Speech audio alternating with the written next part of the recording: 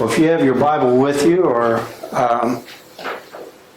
perhaps some study aid, turn with us to the 7th chapter of the book of Daniel. Now we're going from the 6th chapter, where we see the decree of Cyrus, or of Darius. Daniel's cast into the lion's den. Once again, God intervenes and demonstrates to the ruler that God is the one who is in control and not the king himself. But now we're going to go into the visions that God begins to reveal unto Daniel.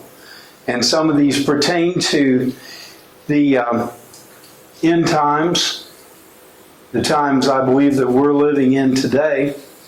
And then some of them pertain to some of the times that the children of Israel, whenever that they come back into Jerusalem, that they'll eventually be facing.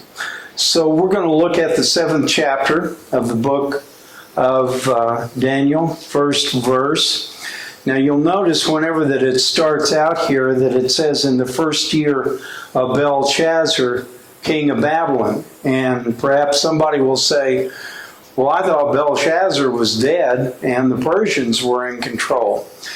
It's thought that this vision and series of visions that Daniel received from God was during the time kind of in between Nebuchadnezzar and Belshazzar. So this is kind of going back now. Daniel is more or less saying, oh, by the way, let me tell you about what God revealed to me. And so that's why that you'll see this where it makes reference to Belshazzar. So in the first year, Belshazzar, king of Babylon, Daniel had a dream and visions of his head upon his bed, and then he wrote the dream and told the sum of the matter. So he's writing down everything that God is revealing to him. Now, whenever that we look at some of these images, perhaps someone will say, well, so Daniel saw an animal. Well, I think God revealed the truth of what was coming, but the best way that he could so that Daniel and we could understand it was to put it kind of in the form of an animal, their characteristics, and it would relate to the characteristics and how that the kingdoms that would come along, how that they would behave. Daniel spake and said, I saw in my vision by night, and behold, the four winds of the heaven strove upon the great sea. And four great beasts come up out of the sea, diverse, or if you will, different from each other. So the four winds are the providence and the hand of God allowing what's going to take place here in just a moment. Oftentimes the sea is referred to and identifies a group of people or a multitude of people, a mass of humanity. So out of all the humanity, God begins to allow these things to take place. This is going to be from the humanity of the Gentiles we're going to see. And so the first one, he begins to identify him, the 4th verse. He begins to identify him. Now you're going to notice that this sounds very similar to another dream and vision that we saw once before, only it wasn't Daniel. The first was like a lion and had eagle's wings. And behold, I beheld till the wings thereof were plucked, and it was lifted up from the earth, and made to stand upon the feet as a man, and a man's heart was given unto it. So the very first of these beasts that he identifies and that he begins to describe actually corresponds to the image that Nebuchadnezzar saw back in the 2nd chapter of the book of Daniel. And that first part of that image that Daniel interpreted for Nebuchadnezzar was actually a head of gold, which represented the Babylonian kingdom.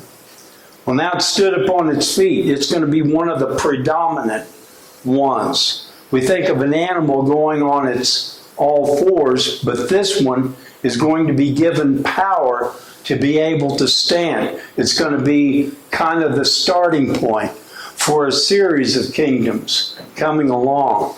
And said that a heart of man was given unto it, or in other words, a mind or a feeling, likened unto a man. The second one, it says, behold, another beast came along, a second likened unto a bear, and it raised itself on one side, and had 3 ribs in the mouth of it, between the teeth of it. I guess it must have found a barbecue place or whatever. But he had 3 ribs between his teeth. And they said thus unto it, arise and devour much flesh. Now you'll notice this bear does not have wings like the other beast does, like the lion does. The Babylonian Empire was a very formidable type of army. They were fast, they were swift whenever that they went out to battle, but a bear just kind of lumbers along. He doesn't have wings, and he just kind of lumbers along, but he's got great strength, and he's got great power, and it looks like that he's already devoured another kingdom. Now they think that those 3 ribs represent the kingdom of Egypt that was defeated by Persia, also the Babylonian, which we saw with Belshazzar, and another kingdom called Lydia, which is present-day Turkey. That was kind of a little-known empire, but as this bear began to expand and to devour, this little kingdom was kind of in the way, and so it just gobbled it up also. Those are the 3 ribs within its mouth. Arise, devour much flesh. It began to expand into the west from the east. And if you've ever read anything about the Persians, they were going to take it all. They were going to rule it all and go as far as Providence would allow them to go, or as they were going to try to go. The next one, it says, and after this I beheld, and lo, another like a leopard, which had upon the back of it 4 wings of a fowl. The beast also had 4 heads, and dominion was given to it.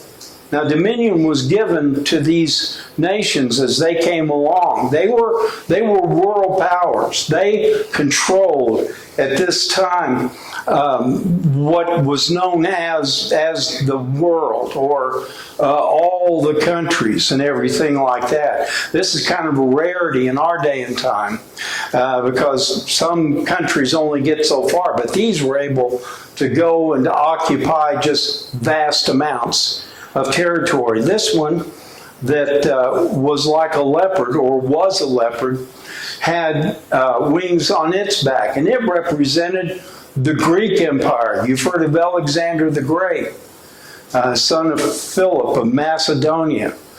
Alexander believed in just, lightning attacks and things like that.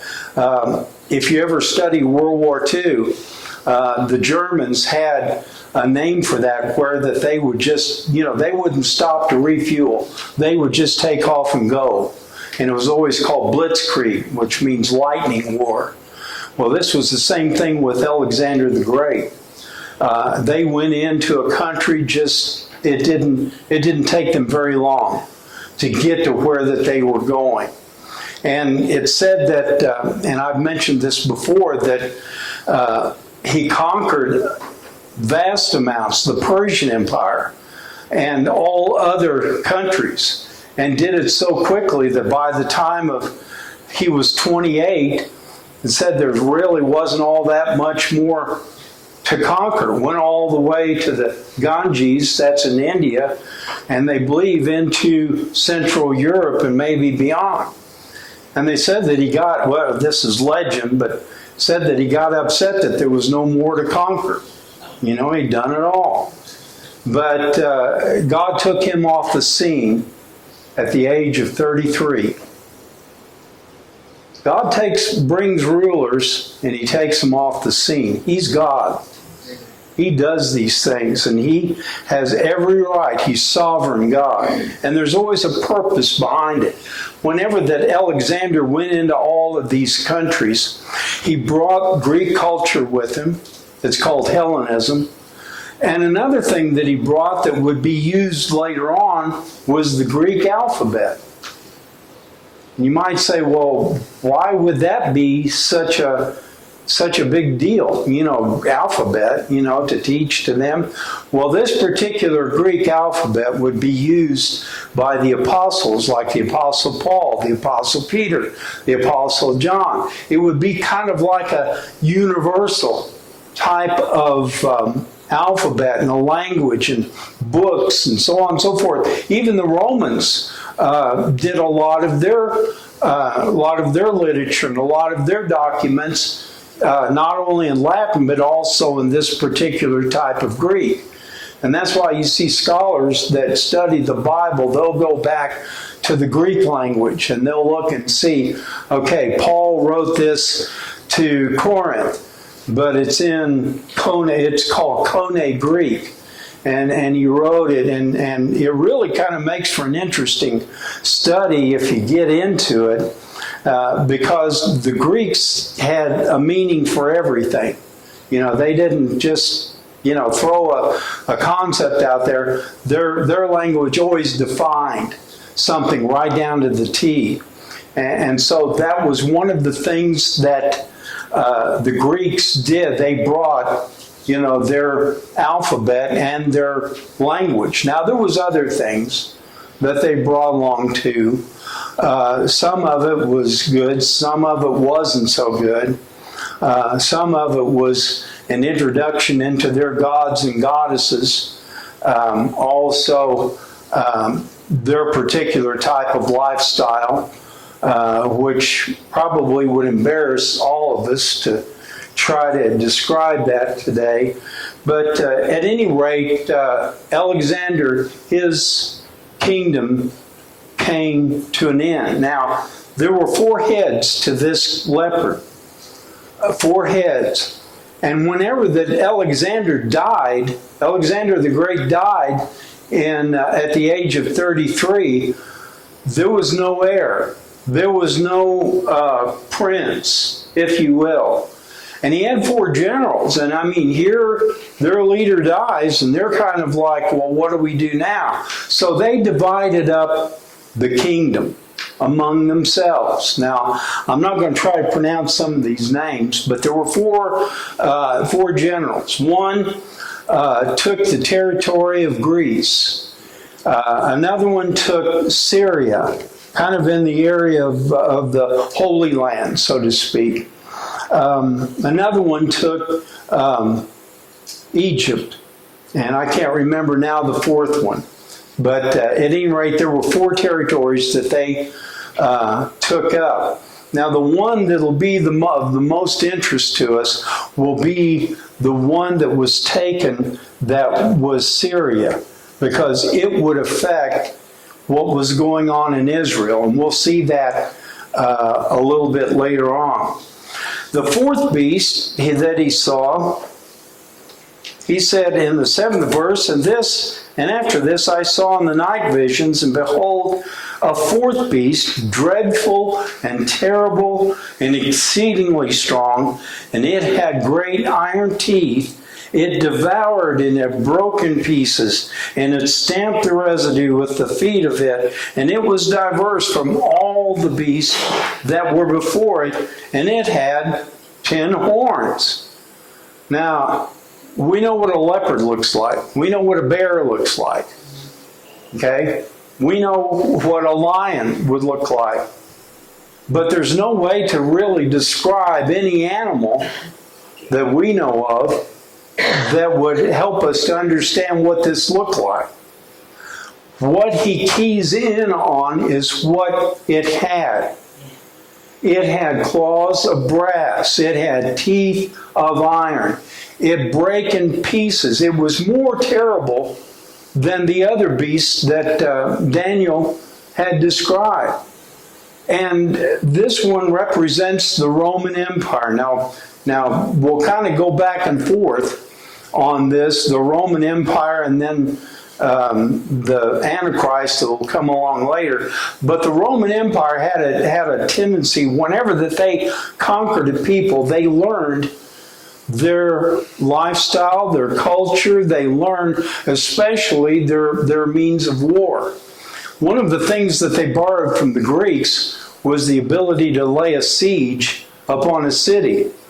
And it was interesting what they would do. They put their shields over like their heads, the shields on the sides, and a catapult. They would have like a catapult throwing rocks and stones over and the other side of the castle wall. But they also had a battering ram with them to break down the wall. They learned this from the Greeks. Other things that they learned from the Persians and from ultimately the Babylonians, they learned how to crucify people. That might sound kind of like, oh my goodness, what a thing to learn. But this was how that Rome kept the peace. This is how that they put down rebellions. This is how that they put down anybody who would try to take over their government. They would crucify them right out in the open. And it was a message. And it said, you come up against Rome, this is what's going to happen to you. Now, that didn't really stop some of the rebellions from occurring, but it kind of slowed some down. But it also brought into use the cross, which later on Jesus would be offered on. And we find over in the book of Deuteronomy that it describes someone being hanged upon a tree, or in other words, upon an instrument like the cross. So that was introduced by them. They were very formidable in all that they did. They adopted other means. They had very, very powerful armies, great generals. And most of the territory that they conquered went all the way from like the northern part of Africa, all the way around the Mediterranean, Greece and Albania, and up into Europe. And so we're going to see later on that a lot of the countries today were still affected by the Roman Empire. Sounds incredible because there was no fifth empire to come along that swallowed up the Roman Empire. And someone will say, well, what happened to it? It fell within. It fell within. And there have been a lot of historians that have written. All of them have come to the same conclusion that internal corruption finally was the disintegrating factor that caused Rome to fall and to become as nothing. Yet their effect is still felt. And even in this country, we've adopted some of their legal system. Some of it comes from Rome. Used to have to learn Latin. I don't know that they do anymore, but they would have to learn Latin because a lot of the history and laws and things like that are used in courts, came from Latin literature written by the Romans. History came from it, along with the Greek writings. So, at any rate, we find that it had 10 horns, and these represent the nations in Europe and around the Mediterranean that have still the effect from whenever that Rome ruled them. And we're going to see this a little bit later on. Down the 8th verse. I considered the horns, and behold, there came up among them a little horn, that is a small one. It said that it was before whom that there were 3 of the first horns plucked up by the roots. It had done these other horns in.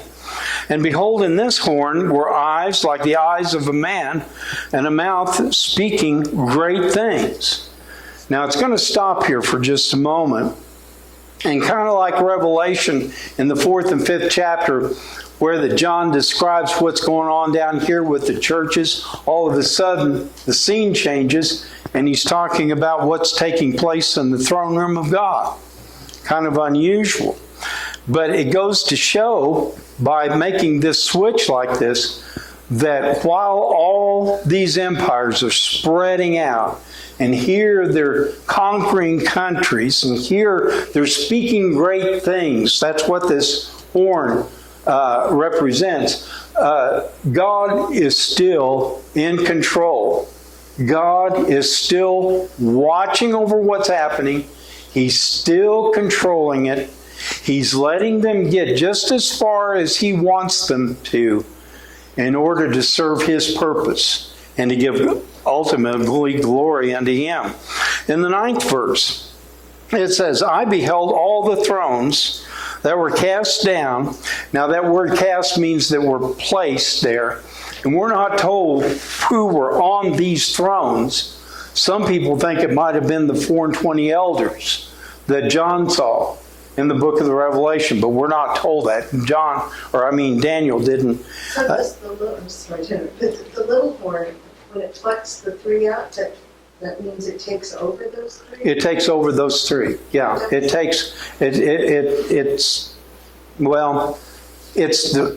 It's kind of an end time. I know what I want to say about it, but it's kind of an end time thing where that, okay, here comes this one leader out in the midst of them. Okay? It's kind of a prelimination, or it's kind of a prequel to what he's going to talk about later through John over in the book of the Revelation. Yeah, she said something about the three little. The one that takes, the one little one that takes over these other three. Now we're not sure who they are. Now there might be some that have got an idea, but it kind of points to the fact that this is one who's coming along, speaking great things, making great boast, speaking even against God, and he could be the Antichrist. It could, yeah, very well. It could be what and this kind of fits the bill, so to speak, as far as like a description of the Antichrist. Okay. He said, I beheld these thrones, and he said, and the Ancient of Days did sit, whose garment was as white as snow, the hair of his head like the pure wool, his throne was like the fiery flame, and his wheels as burning fire. A description, as far as Daniel could describe it and look upon it, a description of God. White always represents the eternalness of God.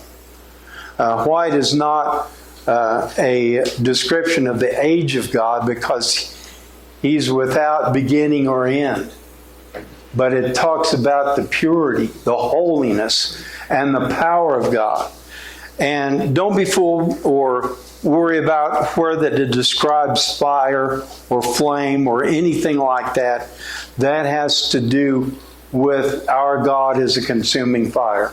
That we find that over in the book of Hebrews. And it talks about the wheels as burning fire. Some think that that's describing His throne. And back in the day, rulers sometimes had a portable throne where that they could sit if they needed to carry out justice or whatever. They just wheel this throne in instead of lugging a great big seat, like you would see in Great Britain for their royalty. He said, I beheld them because of the voice of great words which the horn spake. And I beheld even until the beast was slain and his body destroyed, even to the burning flame. So as concerning the rest of the beast, they had their dominion taken away. Babylon came, it went. The Persia came, it went. The Greek Empire came and it went. The dominion was taken away. Now they kind of persisted. It wasn't like they were wiped off the map, but they didn't have the power to rule and to conquer as they once had. And so that's what that's referring to. Their lives were prolonged for a season and for a time. Okay, in the 13th verse, it says, I saw in the night visions, and behold, one like the Son of Man. Where have we heard that phrase used before? Yeah, when they were in the furnace. Yes, yes. And that was by a king that had no idea. Somehow, God allowed him to understand. I see a fourth man, and this one is like the Son of Man. Or the Son of the gods, or Son of God, is what he said. And he came to the Ancient of Days, and they brought him near before him. And there was given unto him dominion, glory, and a kingdom, and people, and nations, languages should serve him. His dominion is an everlasting dominion, which shall not pass away, and his kingdom that will not be destroyed. These kingdoms have been destroyed. Christ's kingdom is an everlasting, eternal kingdom. Why? Because God is eternal. His Son Jesus Christ is eternal. The Holy Spirit is eternal. We'll also relate that also. And so he has dominion. Now, his kingdom is not yet as such. I'm speaking about his kingdom on the earth. But he'll subdue other kingdoms. And everyone, when he comes in glory, will bow and give glory to him and say that he is king to the honor and glory of God. That he's the true ruler. And he is today. And I know we have elections, we have processes whereby we choose leaders and things like that, but the true leader is yet to come. And, you know, I think of it like this, where we live on this earth at this point in time. And it's kind of like, I don't know if you've ever done this or not, but somebody says, yeah, go on to my house and I'll be there later. I always kind of think of it that way. We're just kind of occupying until he comes. Kind of sitting in his house, leaving his stuff alone, but sitting in his house and waiting for him to come. And you know what? It'll be a glorious thing whenever he does. It'll be a glorious thing whenever he does. I, Daniel, was grieved in my spirit in the midst of my body, and the visions, he said, of my head troubled me. I can understand why. Because probably what he saw was too much or a lot for the human system to take in, to look upon, to see, to try to comprehend, to try to think through, what does this mean? What does that mean? And we'll even see later on that the angel Gabriel had to describe to him what was going on, because by that time Daniel was just drained. And we'll find that it describes that a little bit later on. Okay, these great beasts, which are four kings which shall rise out of the earth. But the saints of the Most High shall take the kingdom. In other words, they shall inherit the kingdom of God. We're going to inherit a kingdom. There's a kingdom for us. And he says that we'll possess the kingdom forever and ever. In other words, your membership's not going to run out. And you have to send in a fee that, hey, I'd like to renew my membership here in the kingdom. That's already been settled. Jesus paid it all. He paid for us having this privilege that we have today. Then I would know the truth of the four beasts, which was diverse from all the others, exceedingly dreadful. He's still hung up on this. He's still looking at this and wondering what all this means. Which devoured, brake in pieces, and devoured the residue with stamped the residue with his feet. And of the 10 horns which were in his head, of the other which came up and before whom 3 fell, even that horn that had eyes and a mouth that spake very great things, whose look was more stout than his fellows. He said, I beheld, and the same horn made war with the saints. Now, I don't know if that's talking about a persecution kind of that we're going through now or one to come, but Satan does not leave God's people alone. I hate to have to be the bearer of bad news on that, but he does not leave God's people alone. That's why Paul talks about putting on the whole armor of God. That's why he speaks of it in terms of a battle, getting ready for a conflict or a confrontation with Satan.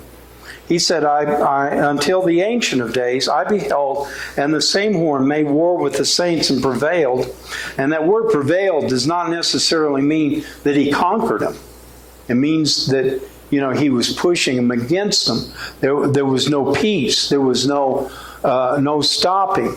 It was like a constant warfare. He was prevailing against them. And he did that until the Ancient of Days, that is God, came, and judgment was given to the saints of the Most High, and the time came that the saints possessed the kingdom. Thus he said, the fourth beast shall be the fourth kingdom upon the earth, which shall be diverse from all kingdoms, and shall devour the whole earth, and shall tread upon it, break it in pieces. And the 10 horns out of his kingdom are 10 kings that shall arise. That is, there's going to be like small kingdoms. That would be like the nations of Europe, like for example, Austria, Italy, Czechoslovakia, Bosnia, so on and so forth. That's what that's referring to. And whenever it talks about that, that's not necessarily that, okay, Italy's the third kingdom and Germany's the fourth kingdom. You're not going to be able to line that up and say, oh, there's more than 10 kingdoms here. No, 10 is just a representative number that he's using here. He shall speak great words against the Most High, and shall wear out the saints. And he said of the Most High, and think to change times and laws, and they shall be given into his hand until time and times and the dividing of time. Are you going to see that phrase over in Revelation again? It comes out to about like 3.5 years. There'll be a conflict until God puts a stop to it. But the judgment shall sit, and they shall take away his dominion, consume to destroy it in the end. And the kingdom and dominion and the greatness of the kingdom under the whole heaven shall be given to the people of the saints of the Most High, whose kingdom is an everlasting kingdom. All dominion shall serve and obey him. Hitherto is an end of the matter. As for me, Daniel, my cogitations much troubled me.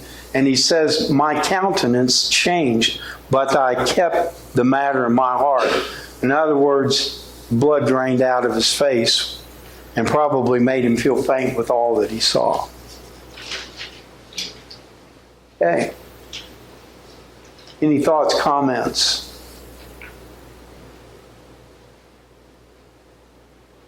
Okay, we want to go over into the 8th chapter very quickly. This that we've read in the 7th chapter is going to pertain to the end of the age. I mean the ultimate end. And what he's described about the small horn that spoke, had eyes, so on and so forth, is the Antichrist who will be speaking great things against the Almighty. And if you want to know what his end is, go over into the book of the Revelation in the 19th chapter. And you're going to see that from the 28th verse that we come out winning. Or we'll put it this way, God wins. God conquers. Okay, in the 8th chapter, in the 3rd year of the reign of Belshazzar, same time period that he'd received this other vision. A vision appeared unto me, even unto me Daniel. Now, I don't know how Daniel was able to stand up under all this, but Nevertheless, here comes another vision.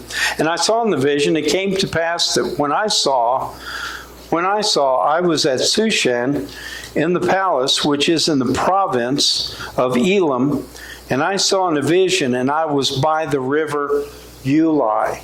Okay, that's going to be one of the things we'll discuss in the discussion questions. I lifted up mine eyes. Okay, and this chapter is going to be pertaining to what will happen in the era of the Persians and the Greeks and how it affects the people of God, or the children of Israel when they return from captivity. He said, Then I lifted up my eyes and saw, and behold, there stood before the river a ram with 2 horns, and the 2 horns were high, but one was higher than the other, and the higher came up less. In other words, he was a little off balance. But what it was, it's describing or kind of giving a description of the Mede-Persian Empire. And the Medes weren't all that powerful. They were absorbed very quickly by the Persians. But nevertheless, they were a part of this same beast, or this same ram that we see written here in the 3rd verse. I saw the ram pushing westward, northward, and southward. I didn't push eastward because he was coming from the east, but he was pushing as much as he could to take as much territory as he could. And it says he did according to his will and became great. Doesn't that sound like how Nebuchadnezzar became, or not Nebuchadnezzar, but how these rulers became? It's like, who is likened unto me? I've conquered it all. And it's going to wind up being very short-lived. He said, and as I was considering all of this, behold, an he-goat came from the west on the face of the whole earth and touched not the ground. And the goat had a notable horn between his eyes. What does that mean he wasn't touching the ground? He was moving so swiftly. This is once again a picture of Alexander the Great and his army and his empire, and how that he was a formidable conqueror. And he came to the ram that had 2 horns, which I had seen standing before the river, and ran unto him in the fury of his power. In other words, the Greeks came there to fight. They didn't come there to draw up a peace treaty and say, oh, you know what? We'll pull our troops out. You'll pull your troops out. No, they were going to, well, I mean, seriously, when they went to war. Have you ever watched anything about the Spartans? I tell you, those people would go to war because their training was harder than the war. And a war was kind of a welcome relief to them because they were geared up to fight. That's what they lived for. That's what they were about. And the Greeks were kind of that same way. They dropped whatever that they were doing. They grabbed their helmets, shields, spears, swords, and out they went. And they were going to decimate whoever got in their way. So the horns, does that usually represent power? Yeah, it does. Yeah, I'm glad you said that.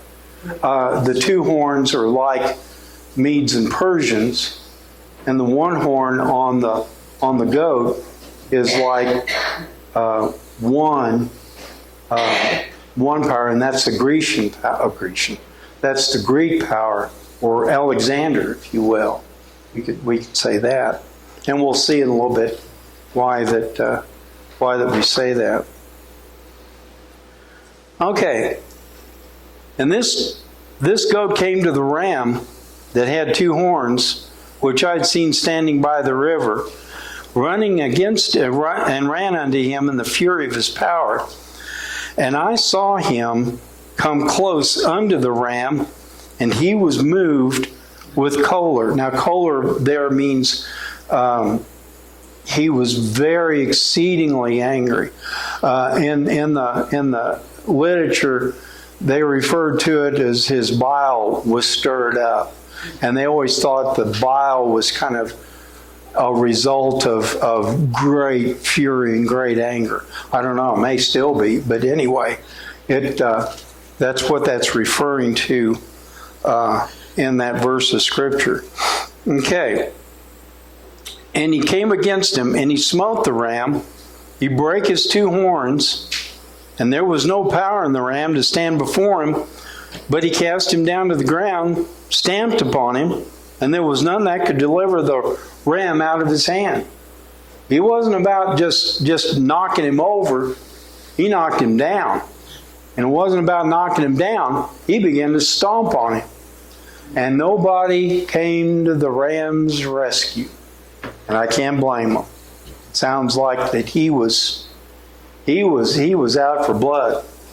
He did conquer him. Therefore the he-goat waxed very great. And when he was strong, the great horn was broken, and it became the four notable ones towards the four winds of heaven. Okay, those are the four generals after that Alexander died that then took over and then became divided up the territory that Alexander had conquered. Out of one of them came forth a little horn, which waxed exceeding great towards the south, towards the east, and towards the pleasant land. And the pleasant land is Israel, if you will. It's the area of Jerusalem. Now, that sounds like the 7th chapter, but actually, this is speaking about something that happens within that time frame. And the small horn is actually an individual that comes out of that group, out of the one that settled in Syria. His name was Antiochus Epiphanes, which means Antiochus the Great. And the Israelites had a different name for him. It was Antiochus Epimanes. Antiochus, the first one, means he's great. The second one's that the Israelite named him didn't mean great. Yeah. A mild translation of it is Antiochus the stupid one. And that's how they felt, because he was not very well liked for that reason of conquering them. Okay. In the 11th verse, it says, he magnified himself even as the prince of the host, and by him the daily sacrifice was taken away, and the place of his sanctuary was cast down. Whenever that he took that area, he stopped the sacrifices from taking place in the temple in Jerusalem. He began to try to Hellenize them. In other words, to make them into the Greek culture that he had just come out of. Okay? He'd even brought the Greek gods in. And some of them he placed in the temple, which was an abomination. And to kind of jump ahead a little bit on this, he even went so far as to run the priest, God's priest, out.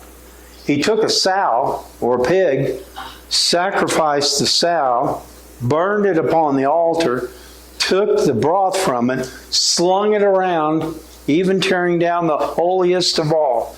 He completely and that was to shame them, because there was nothing they could do about it. They were in captivity until later, whenever the Maccabees come along, and you've heard of them. And I'm not going to go into a lot of detail, but kind of going through the remainder of this. It came in the 15th verse, it came to pass when I, Daniel, had seen the vision, sought for the meaning, then behold, there stood before me as the appearance of a man. Daniel, by this point, was completely drained with what he'd seen. And I heard a man's voice between the banks of Uli, which called and said, Gabriel, make this man to understand the vision. And so he came near where I stood, and when he came, I was afraid and fell upon my face. But he said unto me, understand, O Son of Man. Now this is a little bit different than the Son of Man we looked at a little bit earlier. For at the time of the end shall be the vision. Now as he was speaking with me, I was in a deep sleep on my face towards the ground. I don't know how he slept through all of that. But he touched me and set me upright and said, behold, I will make thee know what shall be in the last end of the indignation. Now they call it indignation here. It's referred to in another place as the abomination of desolation. When you see the abomination of desolation spoken in the book of Daniel, standing in the holy place where it ought not to be, Christ is referring back to this situation here. Gods and goddesses all over the holy temple, the smell of swine's flesh, a pig on the holy altar. That was an abomination. That was an abomination unto them. But he said that the last end of the indignation, for at the time appointed, the end shall be. The ram which thou sawest, having two horns, because previous to this, Daniel was not sure of what he had seen. The ram which thou sawest having two horns are the kings of Media and Persia. Remember, we talked about them having two horns. One stood for Media, the other one stood for Persia. And the rough goat is the king of Grecia, or Greece. And the great horn that is between his eyes is the first king. That is Alexander the Great. Now that being broken, whereas four stood up for it, four kingdoms shall stand up out of the nation, but not in his power. In other words, Alexander wouldn't be around, but these four generals that took over, they would take over the territory of Alexander, and that's where this one ruler came out that caused the Jews so much trouble. And in the latter time of their kingdom, the transgressors are come to the full. A king of fierce countenance and understanding, dark sentences, shall stand up, and his power shall be mighty, but not by his own power. He shall destroy wonderfully, and shall prosper and practice, and shall destroy the mighty and the holy people. Once again, this is referring to Antiochus. Not only did Antiochus desecrate the temple, he slaughtered, they estimate, during his time as king, some 100,000 women and children and men. Very bad king. And though his policy also, he caused craft to prosper in his hand, and he shall magnify himself in his heart, and by peace shall destroy many, and he shall stand up against the prince of princes, but he shall be broken without a hand. Antiochus died, but he didn't die by a sword. God took him. And it was a mystery to those people why all of a sudden Antiochus just died. Well, God took him off the scene. The vision of the evening and the morning which was told is true. Wherefore shut up thou the vision, for it shall be for many days. And I, Daniel, fainted and was sick certain days. Afterwards I rose up and did the king's business, and was astonished at the vision, but none understood it. And we kind of rushed through some of this here, but this one part of the vision in the 7th chapter had to do with the end times and the rise of the Antichrist. The last one, the 8th chapter, had to do with what the Jews would face. And this took place in about 100 BC, whenever the Jews faced what they did. This is the type of situation that Christ found and was born in. He was born, of course, under Roman rule, but this was very hot in the minds of the Israelites what had happened to them under Antiochus.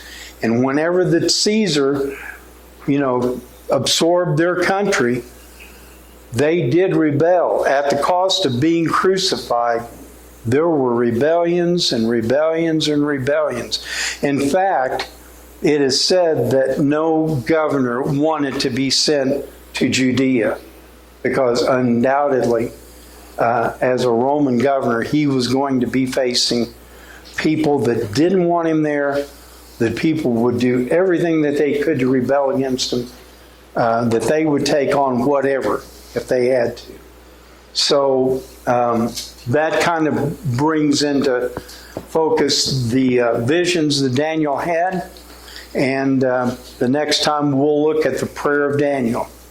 And hopefully we can get some good out of that, because Daniel begins to pray and repent on the part of Israel, because all of this that's going to happen to them, was because that they had forsaken God and had taken on the idols of their neighbors that they lived among.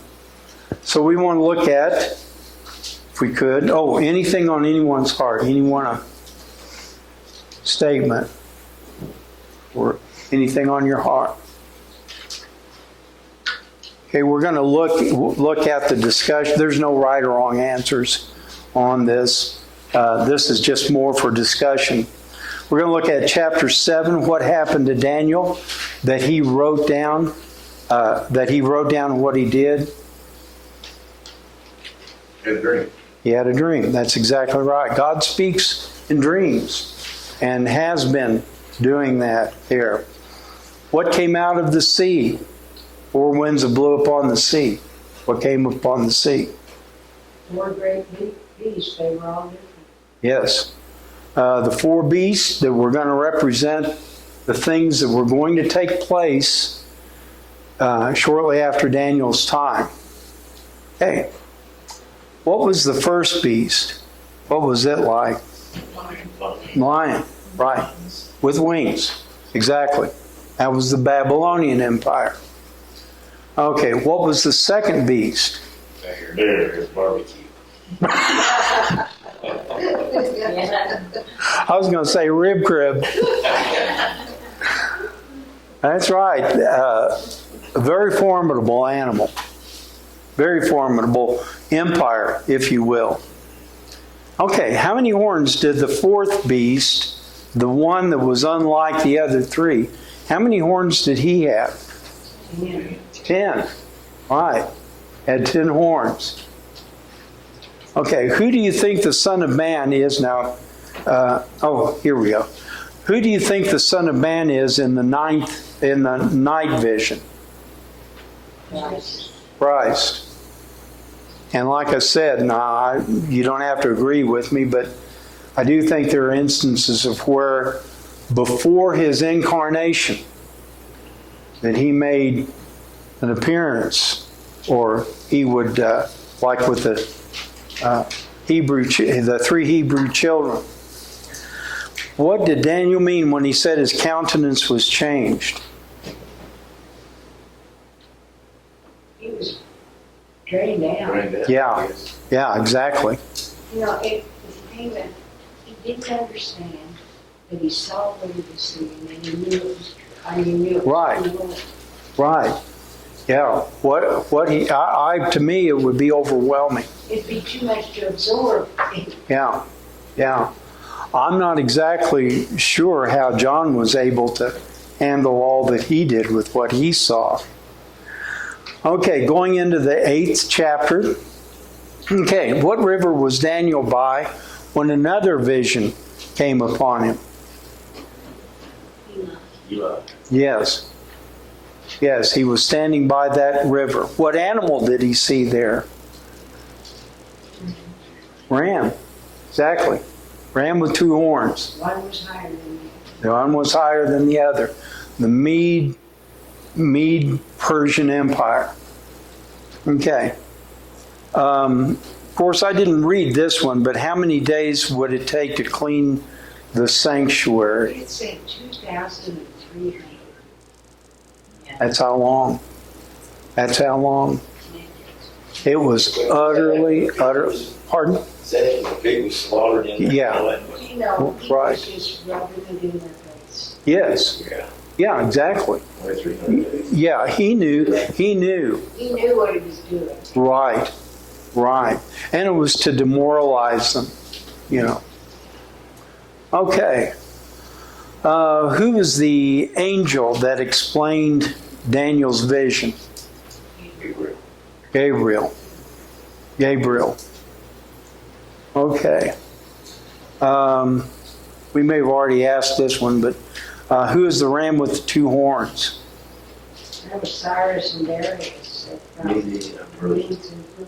Mm-hmm. Exactly. Exactly. Okay. And then the he-goat, and Alexander, and there's what? Between his eyes. A horn. Horn between his eyes. I thought that was odd because usually goat wouldn't have one between his eyes. Yeah, but that's what got Daniel's attention. Yeah. Yeah, he'd never seen something like that before. Okay, and what did Daniel do about what did Daniel do about this vision? He shut it up and put it in his mouth. Yeah. It was kind of like to be continued. Yep, it was gonna. Do you think God used animals because Daniel would recognize animals? Yeah, I think so. He'd recognize their characteristics. And would know that something was wrong with them. I mean, Yeah, yeah, exactly. Normal, right? So, Yeah. One's wings and stuff.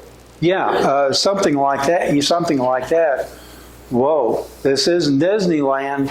You know, it's got some significance here to it, and I think it got his attention. If it had just been a plain animal, he might have just kind of brushed it off. But it was so unusual that he had to know what it was, wrote what it was. Okay. I'm glad Gabriel explained it to him. Yeah, because I think Daniel was kind of like getting at his wits' end, Yeah. you know, and needed to have, yeah. In chapter 7, who are the saints? When I've had this discussion, so Okay. and the kingdom and the dominion and the greatness of the kingdom under the whole heaven shall be given to the people of the saints of the Most High, whose kingdom. You said in the 7th chapter. I think it's people of God. Now, that's my opinion on it. I think it's the redeemed. That's just my I think You it's want- the church. church. You think it's a church? Yeah. Yeah. Right. So Right. it's not They, just Israel, it's just not. no, we could get into some deep discussion on that. But And what is, and I forget where it was, but where they said, not everybody from Israel is in Israel. yeah, that's And they don't all believe in God. right. Just because- They're not all Israel, they're of Yes. Israel. Yeah, okay. That's in Romans. Is Yeah. that Romans? Yeah, I can't remember. I can't remember, I Oh, keep but- saying yeah. not all of Islam, saying that just because they're a Jew, that's, Right. And I think that's the 4th chapter So of the the church book. already been, Beg pardon? the church already been resurrection, I think now, or, raptured out. yeah. Have they already been resurrected? Raptured That out. should know. Raptured out? The same. As is before or after the tribulation? This is during the tribulation. So I would say, Is the rapture during the tribulation? Is that what you're saying? well, the rapture takes place before the tribulation. Well, I always thought. Yeah. I would say it's before the tribulation. Yeah. It talks about the books getting opened too. Yeah. The books, the book of life, the book of remembrance, and there's a third one. Can't remember now. So I can't remember. It slipped by me. but there's three. And sometimes I'm from the pulpit, and I don't know if this is scriptural. I always tell them this book as the rule or as the measure. Word of God. Okay. Anyone else? Well, I sure appreciate your attention and coming out. Thank you so much. Well, thank you. Thank you. Well, and, you can ask 4 preachers their opinions on some of these scriptures, and you're going to get 4 different answers. But that's kind of my understanding of it. And I do believe so much that a lot of this connects up, and we'll see it whenever that we do study the book of the Revelation. And if you think Daniel's deep, Well, you know, you said something about, what was it, the Roman Empire imploded. yeah, It come from within. right, I think it was Khrushchev that made the statement a long time ago, years ago, yeah, that they would take this country without fire and shot because it would come from within. right, Same thing is going to repeat itself. right. There's a lot of similarity. If a person, if one is into like naming, the nations, like Gog and Magog and all that. Yeah. Now I've been told, I haven't studied this out, but I've been told that the United States is not found or represented in there. And that's kind of startling in a way. But at any rate, we see this interspersed in the scriptures where, it shows going up into the throne room again, going up into the throne room.